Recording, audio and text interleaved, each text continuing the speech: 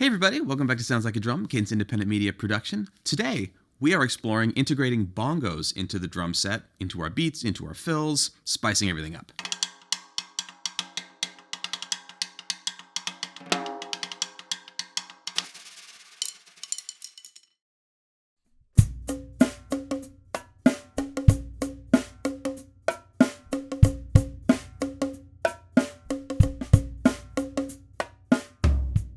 There are a lot of things for us to touch on today, which include placement, tuning a little bit, which is to say, bongos sound great when they're tuned high, implements to play them with, integrating the hands into that, and also what sort of things are not really bongo related that we can do with them in terms of beats and in terms of fills, and getting into some newer territory that isn't specific to the fact that they're bongos. We're also going to get into some issues with using bongos in a drum set, such as durability, since these are not drums that are designed to be hit with sticks, things to know about how to manipulate the sound if you're going to use your hands, safety concerns if you're not accustomed to playing hand drums, and overall, if you've never seen or heard bongos before, what we think of them.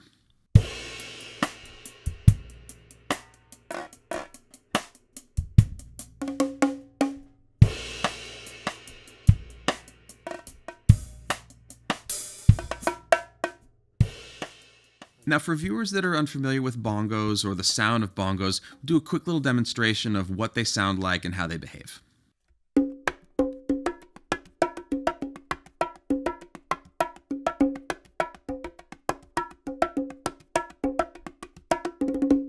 This sound is really common, obviously, in Cuban music and different parts of Latin America. It's also really common in R&B and funk music, sampled ones in hip-hop. They're kind of all over popular music today. Now, the amazing thing about them is that they actually create a really great sound with sticks, even though they were originally designed to be played with the hands, and they project beautifully inside of drum set grooves, so we don't have to hit them super hard, we don't have to smash through the heads, and there's a lot of texture that goes in that'll come straight through the sound of the bass drum and the snare and speak beautifully.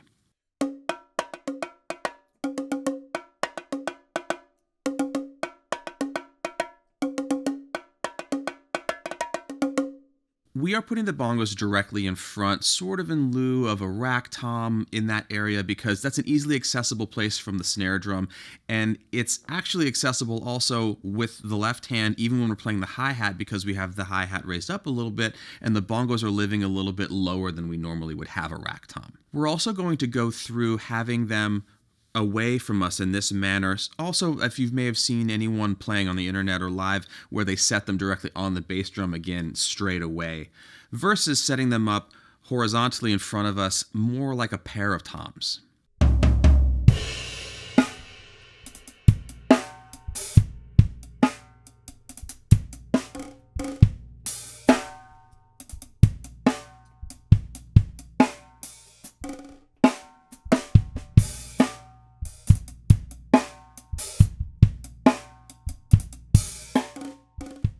Listening to these, the first thing that I notice, and perhaps you do too, is that they live in a very high-pitched spectrum. These are small drums, they're tuned quite tightly, and that means that they are way above the rest of the drum set in the way that we normally tune it for the music that we're making here. What that means is that integrating these in, they have their own sonic space that they're going to live in, and we don't have to hit them again very hard to get them to speak through the rest of the drum set. What this also means for us is that in addition to being articulate, they're also under enough tension that we can do buzz strokes, we can do dead strokes, and if we're gentle about it, we can do rim shots on the edge, though we're going to talk about why that's a little bit dangerous later.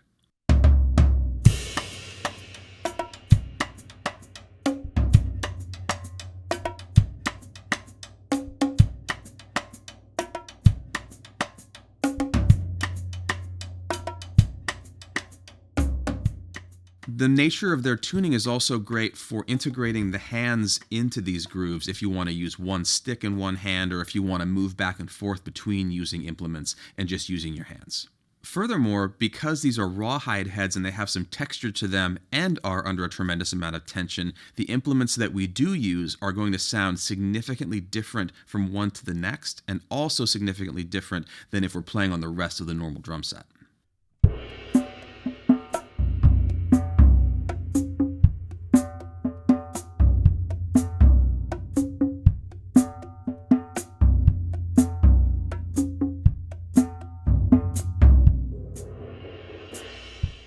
Some of the most exciting grooves that I've heard recently that utilized bongos with a drum set were using bundle rods or broomsticks, or perhaps a mallet and a broomstick, or even traditional brushes.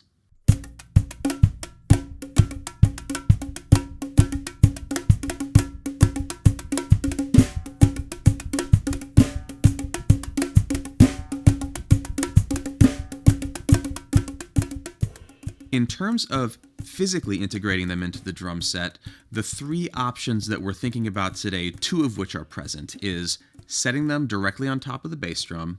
having them in front of us angled straight away, and then having them in front of us across the front of the drum set like a pair of toms. All of these options sound the same, the drums sound the same regardless of where we put them, but in terms of their proximity to the rest of what we're playing, it affords us different options and different ease of use, again, depending on what we're looking to do and how we want to integrate them into our grooves. Now, what we're using underneath here is actually a dedicated bongo stand. There are many different ways to mount these, but generally speaking, having a dedicated stand that's for this is going to be the most stable, the most functional, and offer you the most options in terms of angles and placement.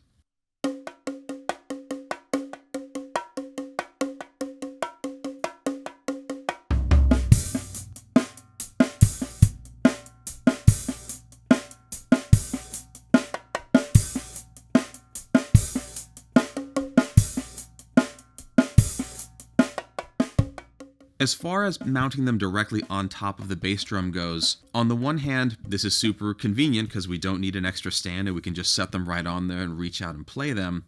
But on the flip side, they're loose on top of the bass drum unless you tie them down with a rope or something like that. And you also have the possibilities of the feet of the bongos damaging the finish of the drum as the drums are all vibrating. Many bongos, when you purchase them, have little rubber feet on the bottoms of the tuning rods so that you don't have metal on metal contact or scrape your hands when you're moving them around. But even so, setting them on a bass drum, you are having two drums or three drums in contact while they're vibrating. Also, if your bass drum has any kind of tom mounting hardware directly on top of it, it's a high likelihood that it's going to get in the way and make it difficult, if not impossible, for you to set those drums on there.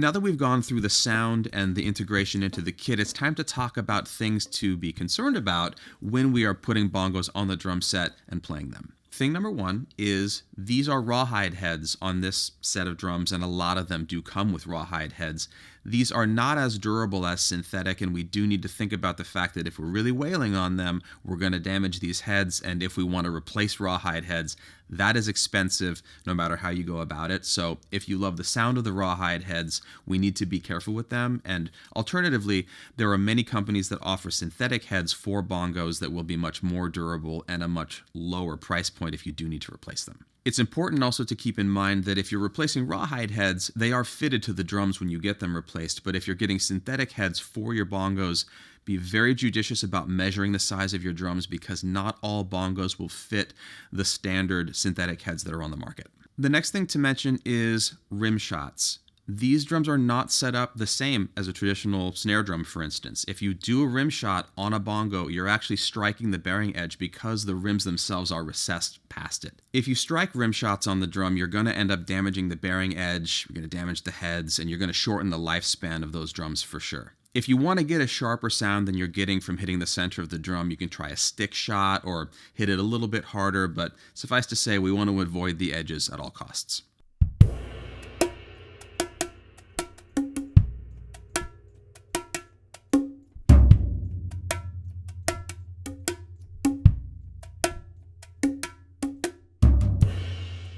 Now, a moment to talk about just hand drums in general. If you're coming from a drum set background and you haven't played hand drums much or at all in your life, your hands being the sticks when you're playing with your hands, there are durability issues there too. And I just want to say, be careful with how hard you dive into playing with your hands if you're starting to do that. We were just trading stories here about times that we did this to ourselves when we were younger. So, like any other new instrument,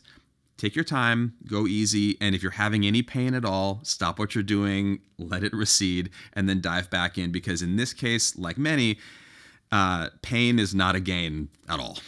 Because this is a completely different instrument than the rest of the traditional drum set, we also recommend, if you can and if it's available, to get a lesson or two with someone who really knows what they're doing with drums of this nature, so that you can avoid injury, so that you can understand how to get the best sound out of it, and really get a holistic approach to it before you dive in and start developing habits and techniques and stuff that could be problematic later on.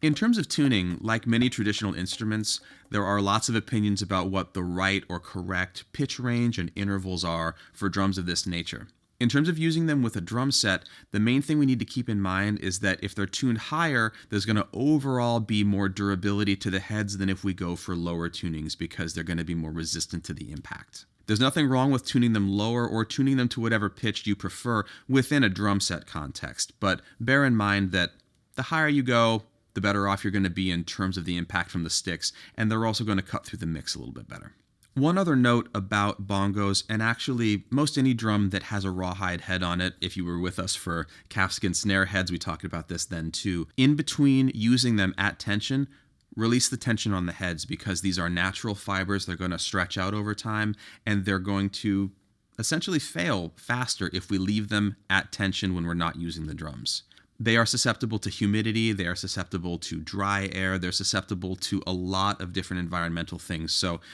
for the life of the heads in particular, just release that on there, let them be slack when you're not using them. And it's also an opportunity to practice tuning if you have to tune them up every time you use them. Nothing wrong with that.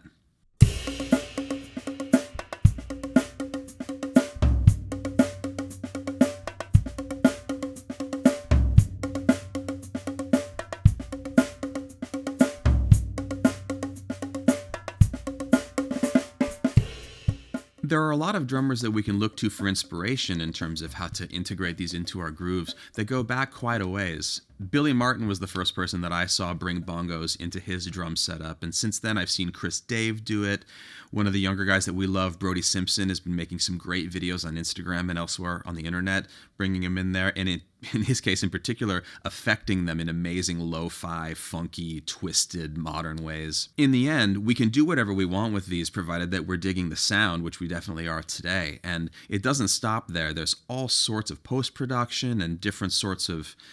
effects and things that you can do to them to take it in a whole other direction beyond just the acoustic sound of them. Incidentally, and speaking of effects and post-production, we have a lot of extra playing footage from today that we decided to produce and put over on the Patreon, so you can check out some of the inspiration that we were drawing from when we started to experiment with the bongos today. So if you would, follow the link below, go over there, have a look at it. It's a great way to be in contact with the community and to help support us so that we can keep making these videos.